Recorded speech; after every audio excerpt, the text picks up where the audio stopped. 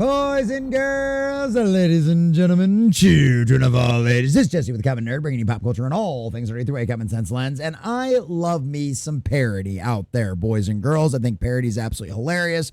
There's a channel over on YouTube that does great things with like Warhammer 40K out there. They do some great parodies, and they're absolutely hilarious out there. But boys and girls, there is no doubt about it whatsoever that Mel Brooks is the king of parody out there. And I, for one, absolutely love his stuff. We just recently reviewed Dead and Loving It, which was actually the first time I'd ever seen that movie on our Thursday night show, Is It Good? And I had an absolute blast with that. And although I know there was definitely some issues with History of the World Part 2 out there, Spaceballs is one of those situations where so many fans absolutely love it. The parody of Star Wars that some might even argue might be superior in some ways to the original itself out there was absolutely hilarious. The cast was wonderful. You could not have asked for better hilarious jokes out there. I mean, the meta stuff inside of it, literally being able to watch the future of the movie while the movie's going on, having all the merchandise already ready to go inside of it. I mean, it was just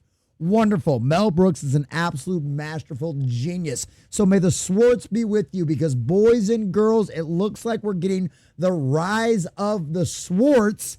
And it looks so good. It's even pulled the legendary Rick Moranis, the comedy legend himself, boys and girls, out of retirement. And I have a firm belief that that is something only Mel Brooks himself could do, because trust me, there are plenty of people out there that would love to make a sequel to the Honey, I Shrunk the Kids movies out there, but Rick simply ain't going to come back for it. But I'll tell you what, Spaceballs is exactly what we're getting. And ladies and gentlemen, I really do hope this ends up being a vast improvement. I hope Mel Brooks saw some of the criticism from the last movie that they did, and will definitely be making sure that Spaceballs 2 is exactly what we expected. And boys and girls, it absolutely needs to be Spaceballs 2, the search for more money, because that's exactly what this is. This is a beautiful thing out there. I love it. It's going to be hilarious. It's going to be great. And ladies and gentlemen, the legendary Rick Moranis has returned from retirement to bring all this back, revive his role as Darth Helmet. And I, for one, am very excited about this. So we're going to share this article from Variety.com, getting all the juicy details of all the official information we have as well. And then, of course, in case you don't know, I'll give you a little backstory on Rick Moranis and as to why he left Hollywood and has been in retirement for so very long after having such an amazing career in the 80s and early 90s. But before we do, if you do enjoy our content, hit that like button, share with all your friends, and subscribe or follow if you have not already, boys and girls, because we are grinding, we are growing. We just crossed 2,100. We just crossed 2,200. We're sailing our way towards 23 on our journey to 100,000. We think we're sitting at like 2161, 2261. We've been growing a lot lately, boys and girls. The numbers are getting all mixed up in my head, but we would not be at 2261 without each and every single one of you. So please smash that button down below and let us know what you think about this in the comment section down below. Did you watch History of the World Part 2? Did you enjoy it? Did you think it was absolute garbage? Do you hope Mel Brooks can do a better job with Spaceballs 2? Do you think this will be absolutely fabulous, a wonderful, good retread of what we've done before? Or do you think Spaceballs 2 proper sequel will not be able to be made with Hollywood and all of its personal problems and issues in the modern era out there right now? Are you excited to see Rick Moranis return back there as Darth Helmet? Let us know what relevant in the comment section down below. If you'd like to enjoy it, if you'd like to support this channel, please check out the comment section down below, or the description down below. I'm all over the place today, boys and girls. What a mess. But hey, you get Common Nerd raw and mostly unedited. Rick Moranis officially ends retirement for Spaceballs 2 sequel. Announces full cast as filming starts. And yes, we've also got a picture of all of the cast inside the writer's room working on things right now. And I love, well, not writer's room, but the big room they're all going around reading the script off and everything that kind of stuff. Rick Moranis is returning to a galaxy very, very far away. The actor is officially ending his decades-long hiatus from live-action acting for Spaceballs 2, a sequel to the 1987 sci-fi parody Spaceballs. He's reprising his role as Lord Dark Helmet alongside Bill Pullman as Lone Star, Mel Brooks as the Yoda-S being Yogurt, Daphne Zuniga as Princess Vespa, awesome, and George Weiner as Colonel Sanders. They'll be joined by newcomers to the Goofy Intergalactic adventure, including Josh Gad, Cricky Palmer, Lisa Pullman, Lewis Pullman, and Anthony Carrigan. So there you go. So in case for some reason you weren't aware, Rick Moranis ended his Hollywood career because after being very successful about having a lot of great movies, several of which included sequels and all this other kind of stuff out there, probably peak of his comedy career, a very tragic event befalled his family out there. His wife got very sick. If I remember correctly, I believe it was cancer. But either way, she didn't end up surviving, and they had several children together. So Rick gave up an extremely promising career in Hollywood, a star that was on the comedy meteor rise out there, all to be a good dad and make sure that nobody else raised his kids but him. I believe there was an interview not too long ago about how he just seemed like that was the right thing to do, that the loss of his wife just made him realize how much more precious spending that time with your family was, so much more important than all the Hollywood glitz and glamour. And boys and girls, if nothing else, to support Rick Moranis, especially after the horrible events that happened to him not too long ago in New York City, I think that alone is enough of a reason to be super excited for Spaceballs 2. If they can pull it off, and if they can do this well, this is exactly what the world needs right now. But at the end of the day, we'll see what happens, boys and girls. Amazon MGM has confirmed the full cast now that the production is underway.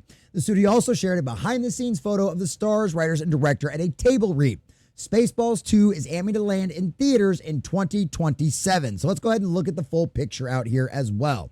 And one of the other things I like about this too, and this is the beautiful, there it is, Rick Moranis right there. There's Josh Gad right over there. You know him from Disney's Beauty and the Beast out there. But there he is, looking happy as a clam out there. The man hasn't changed. And one of the things about this too is I think, and I honestly believe it's one of them situations where I think Jennifer Salke probably had a lot of influence on some of the Mel Brooks projects that Amazon MGM has been working on in the past. And I think that probably had a lot to do with the way the last one came out. Now that she's gone, as well as Vernon Sanders, I have a lot more, at least cautious optimism right now is the best I'll give them of the things that are going to come out of Amazon MGM. And I, for one, believe that if Mel Brooks actually has like proper creative control and some proper influence over all of this, and Rick Moranis and the rest of the original cast out there all go, yeah, no, we've got to do this right. We've got to be true to our characters that everybody saw. We can't make the mistake of Force Awakens and all of the abominations that they did and all of that kind of stuff out there, unless they are directly trying to parody that. And man, oh man, if they parody what happened in like the Disney sequel trilogy out there for these movies, oh my God, that would be absolutely hilarious and would honestly give Star Wars fans exactly what they need out there. And you can see Mel Brooks being down there on the computer out there in the middle. So that's just a beautiful thing. I think that's, wait, I don't know. Yeah, I think it'd have to be. That is just a beautiful thing out there to see. And like, obviously our wonderful Independence Day president back here in the back as well. So it's going to be great. And obviously we're not going to get Biff back or Barf back, unfortunately, because John Candy is no longer with us, but his memory will always be remembered, legendary, forever actor. And yes, he will always be our Barf, and he will always be his own best friend. And we absolutely will love him for that. So rest in peace, good sir. Josh Greenbaum, who is known for Barb and Stargo to Vista Del Mar and Will and Harper, neither of which I've ever heard of, is directing from the script by Gad, Benji Samet, and Dan Hernandez, which Gad, always worry about him a little bit. Film's full title and plot descriptions haven't been confirmed, but Amazon's MGM cheekily wrote in the official press release, the title is rumored to be the name of the movie, and plot details are being described as information about what happens in the story, which, although not as good as some of the classic Mel Brooks humor back in the day, is definitely very in line with exactly that, which I love. That works. That's a good sign, at least, that someone involved in this production, specifically around the marketing department, which has generally been probably one of the biggest problems in Hollywood for a long time, let's be honest, literally understands the source material, understands where this comes from, understands the kind of humor that was inside of Spaceballs and all of that kind of stuff, understands Mel Brooks, and I think that's a great idea out there as well. A prior logline used Brooks' humor, described the film as a non-prequel, non-reboot sequel, part 2, but with reboot elements elements franchise expansion film. Like the original, the sequel is expected to riff on popular sci-fi franchises like Star Wars, Star Trek, and Alien. As we were reviewing Alien, we've been watching Alien Earth, on our Thursday night show, Is It Good? And been reviewing that one as it's been coming out there. That's literally the first time we thought about it. We could not help, but we had to play that clip from Spaceballs. Hello, my honey. Hello, my darling. Hello, my ragtime gal. Of the chest burster just dancing across. I mean, it was so good. It was just such a classic thing out there. And so, yeah, I would love to see some more stuff like that. Like, rip off some of the more recent sci-fi stuff. Rip off Zack Snyder's little Rebel Moon out there. You know, rip off all the abominations of stuff that Disney's done with their Star Wars. You know, I want a scene inside the Mel Brooks movie out there where they come upon a bunch of coven of witches that are all going, the power of 9, the power of 12, the power of 14, you know, because they're dyslexic. They can't count or, you know, or something like that. Like, that's the kind of stuff we need to see from this. Go, you know, like, make parodies. Let's laugh at some of this stuff.